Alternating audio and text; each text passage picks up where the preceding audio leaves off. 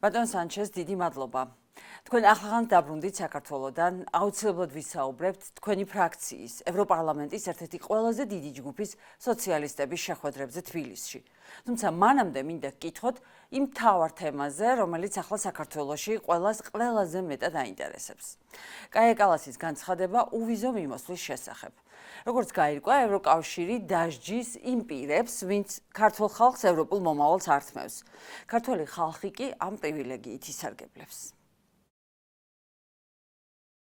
დიახ, ჩვენი მთავარი მიზანი თავიდანვე ის იყო, რომ მოცნების რეპრესიების საპასუხოდ ისეთი ინსტრუმენტი შეგვემუშავებინა, რომ ამით ხალხი არ დაგვესაჯა. იმიტომ რომ ქართველების უმრავლესობა პროევროპელია. ვიზა ლიბერალიზაცია ქვეყნისთვის შესანიშნავი მიღწევა იყო. სწორედ ამიტომ ჩვენი მთავარი მიზანი იყო ისეთი გადაწყვეტილება არ მიგვეღო, რომელიც ხალხის უფლებებს ან მოლოდინებს დააზიანებდა. შემდეგ გავაანალიზეთ, თუ როგორ მოქცეულიყავით. მაგალითად, ოფიციალური ან დიპლომატიური პასპორტების გაუქმება. ეს არ იმუშავებდა, რადგან აქვს ყველას მეორე პასპორტი. ამიტომ გაჩნდა იდეა, რომ ვიზა ლიბერალიზაციის რეჟიმის ფარგლებში ევროკავშირს შეეძლოს კონკრეტული პირებისთვის უვიზო მიმოსვლის შეჩერება და ეს არ ეხება მხოლოდ საქართველოს. ეს იქნება გარკვეული ჯგუფების, გარკვეული ტიპის ხალხის წინააღმდეგ მიმართული ზომა. ამ ნორმის მიზანია კონკრეტული ხალხის დასახელება, პასუხისმგებელი პირების ჯგუფების ჩამოყალიბება, რომლებიც ვეღარ შევლენ ევროკავშირში. ეს არის გზა ზეწოლა მოხდეს ქართული ოსნების ოფიციალურ პირებზე, ისე რომ მოქალაქეების მოლოდინები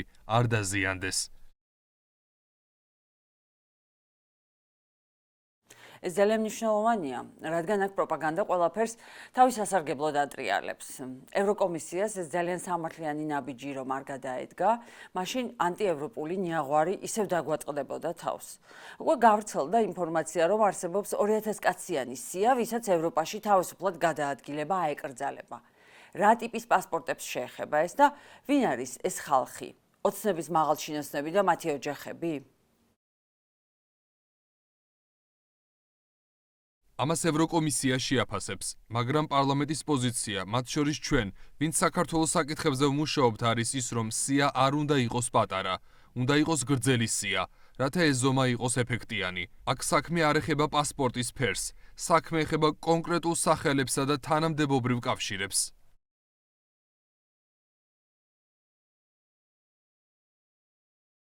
განსაკუთრებით მტკივნეულია, როცა ვხედავთ, როგორ დადიან ქართული ოსნების კორუმპირებული ელიტის ახლობლები პარიზის მოდის კვირეულზე. ისინი ხდიან ფულს ლუქს სასტუმროებში, იმ თანხებით, რაც საქართველოში საჯარო რესურსებიდან აქვთ მოპარული. სწორედ ამაზე უნდა იმოქმედოს ევროკავშირმა.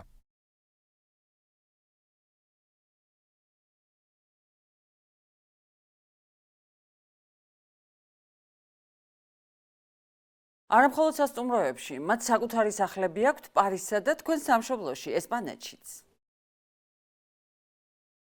დიახ, რა თქმა უნდა საკუთრებაც, ოჯახებიც ყავთ. ჩვენ ამაზე რეაქცია უნდა გავაკეთოთ. ჩვენ სხვა ბერკეტებიც გვაქვს, მაგრამ ჩვენი ბოლო ვიზიტის დროს თბილისში დაგვჭა შთაბეჭდილება, რომ ეს ზომა ძალიან პოზიტიურად იქნება მიღებული ქვეყანაში, იმიტომ რომ ხალხს არ ვაზიანებთ და პასუხისმგებელ პირებზე მიდის ზეწოლა. და მაინც, ვინ არიან ეს პასუხისმგებელი პირები? მაგალითად, შეეხება ეს ყოფილ პრემიერ-მინისტრს ირაკლი ღარიბაშვილს, ან მოქმედ პრემიერს ირაკლი კობახიძეს და მათ ოჯახებს, სახელმწიფო უსაფრთხოების სამსახურის უფროსს, ივანიშვილის მთელ გარემოცვას. პარლამენტი ელოდება, რომ კომისია იმოქმედებს. აქ აღარ გვჭირდება საბჭოს რთული პროცედურა და ვეტოები, როგორც მაგალითად უნგრეთისგან. ამიტომ კომისია ახლა პასუხისმგებელია. პარლამენტის პოზიციაა, რომ სია არ უნდა იყოს მხოლოდ 50 კაციანი. ეს არაფრის მომცემია. ეს უნდა იყოს ფუნქციური და ეფექტიანი. თუ სია იქნება მოკლე, მხოლოდ სიმბოლურად, რომ რაღაც გააკეთეს, ეს არ გამოდგება. საჭიროა გრძელი სია, რომელიც მოიცავს როგორც ოფიციალურ პირებს, ასევე მათ ოჯახებს.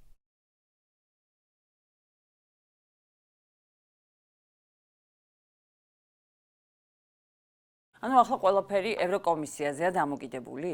როდის იქნება გადაწყვეტილება კომისიის დასვენის გამოქვეყნება, მოხდება ნოემბრის დასაწყისში თუ უფრო გადაიწევს ეს პროცესი? ახლა ბურთი კომისიის მხარესაა და იმიტომ რომ საბჭოს და ვეტოს გვერდისავლით შეგვიძლია მოქმედება, კომისია ამბობს, რომ მზად არის ახალი სისტემის გამოყენებით იმოქმედოს, სავარაუდოდ ნოემბრის შუა რიცხვებიდან ბოლომდე.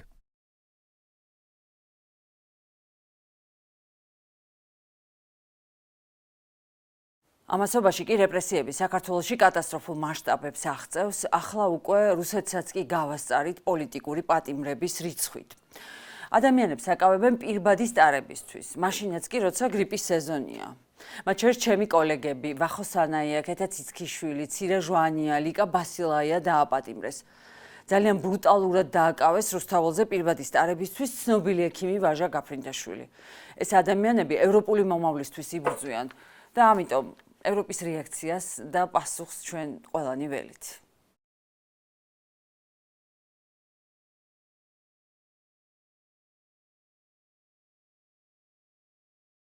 საქართველოს ხელისუფლება მოქმედებს ავტორიტარული ლიდერების სახელმძღვანელოს მიხედვით. ჯერ მედიის გაჩუმება, მერე ოპოზიციის და შემდეგ ნებისმიერი კრიტიკის ჩახშობა და შემდეგ ეს სასაცილო ზომები, მაგალითად ჯარიმები მშვიდობიანი პროტესტის დროს გზის გადაკეტვისთვის. ეს იურიდიული ტრიუკებია, რომლებიც სასაცილოა. მათ უნდოდათ მაგალითად ჯარიმა დაიკისრებინათ ეუთოს პრეზიდენტისთვის, რადგან ის თავისუფლების მოედანზე მივიდა. იმავე მეთოდებს იყენებენ, რასაც რუსეთი: ზეწოლა, კონტროლი, ძალაუფლების შენარჩუნება.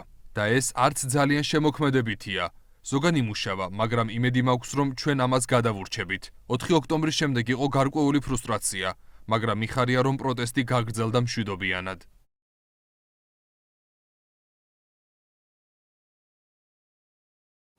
4 ოქტომბერს გულისხმობთ? თქვენ რა შთაბეჭდილება დაგჭათ? რა მოხდა 4 ოქტომბერს?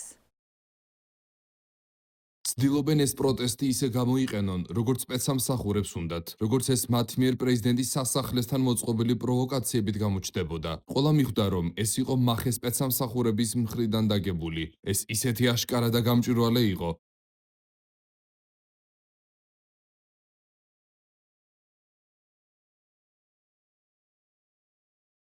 მახე, სადაც ერთი ადამიანი ლითონის ზღობეს ფეხით ანგრევს, ეს სასაცილოა, მაგრამ მათ უნდოდათ ეს სურათები, რომ გამოიყენონ რუსთაველზე მშვიდობიანი პროტესტის წინააღმდეგ. ამიტომ მიხარია, რომ ეს პროტესტი გრძელდება მშვიდობიანად, როგორც ყოველთვის იყო. იმედიც ბრუნდება რუსთაველზე და ეს მიხარია.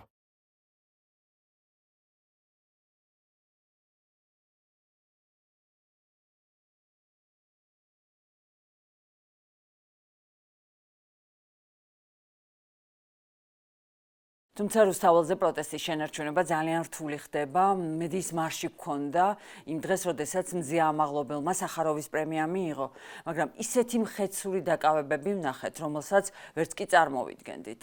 ამიტომ ვკითხულობ, იქნება თუ არა დროული სანქციები და მათ შორის ფინანსური სანქციები რეჟიმის მსახურების წინააღმდეგ. გულისხმობ არამხოლოდ მოგზაურობის აკრძალვას, არამედ კიდევ უფრო მტკივნეულ ფინანსურ სანქციებს ივანიშვილისა და მისი გარემოცვის წინააღმდეგ. პრობლემა იმაშია, რომ ადამიანის უფლებების დარღვევისთვის სანქციების დაწესება ევროკავშირში ასახდება. უმაღლესი წარმომადგენელი წარადგენს საბჭოში, ხოლო საბჭოში ვიცით, რომ უნგრეთი ვეტოს დაადებს.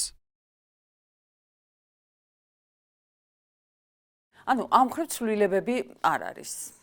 როგორც გავრცელდა ცნობა, უკრაინისთვის რუსული გაყინული აქტივების გადაცემის შესახებ ევროკავშირი თითქმის შეთანხმდა. და ითქვა ისიც, რომ ამ შემთხვევაში ვიქტორ ორბანს ისევ გაანეიტრალებენ და ყავის დასალევად გააგზავნიან, როგორც ეს წინა შემთხვევაში შოლცმა გააკეთა. ჯერ არ ვიცი რა პოზიცია გვაქვს, რადგან პირველ რიგში იურიდიული გარანტიები უნდა მივცეთ იმ ქვეყანას, სადაც ეს დეპოზიტებია, ანუ ბელგიას. ბელგიას აინტერესებს, რა იქნება ამ გადაწყვეტილების შედეგი და რადგანაც ამ გაყინული აქტივების დიდი ნაწილი ბელგიაშია. პირველ რიგში ეს ქვეყანა ითხოვს იურიდიულ ჩარჩოს. თავარია ახლა ამაზე შევთანხმდეთ და მერე ვნახოთ იქნება თუ არა უნგრული ვეტო. ანუ ეს ჯერ კიდევ პროცესია. თქვენ სოციალისტური ჯგუფიდან ხართ, რომლის პარტნიორიც წლების განმავლობაში იყო ოცნება. წარმოიდგენთ, რომ ეს ხელისუფლება რუსულ რეჟიმად გადაიქცეოდა და საკუთარი პარტნიორების და ხალხის წინააღმდეგ დაიწყებდა კამპანიას და პოლიტიკის წარმოებას. არა, აბსოლუტურად არა. ისინი საერთოდ არ ტოვებდნენ ასეთ შთაბეჭდილებას, თუმცა მდგომარეობა შეიცვალა. ჩვენ მათ ვაფრთხილებდით.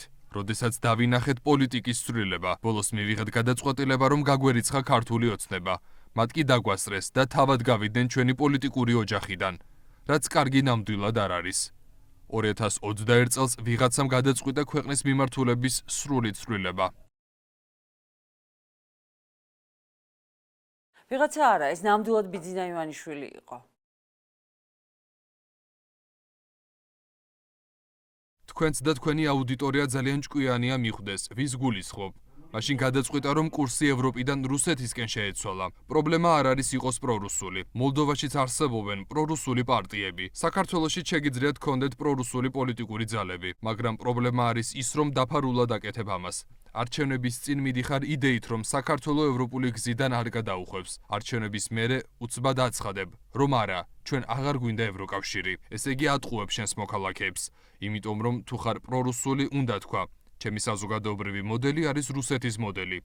ერთი ადამიანის მმართველობა, არავითარი თავისუფლება. არჩევნები მხოლოდ იმიტაციაა. მაგრამ შენ არ შეგიძლია ხალხს ეს შესთავაზო, რადგან იცი, რომ ამას ხალხი არ მიიღებს. პრობლემა სწორედ აქ არის, როდესაც ოცნება მალავს თავის რეალურ დღის წესრიგს და ევროპის იდეას იყენებს ხალხის მხარდაჭერის მოსაპოვებლად. სინამდვილეში, საზოგადოებას არ აჩვენებს თავის რეალურ განზრახვას, უკან დაიხიოს ევროპული გზიდან.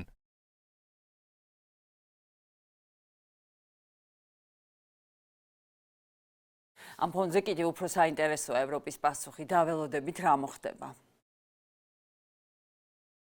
დიახ, ჩვენ ვაკვირდებით პროცესებს. ძალიან დიდი მადლობა ინტერვიუსთვის. დიდი მადლობა. დიდი მადლობა.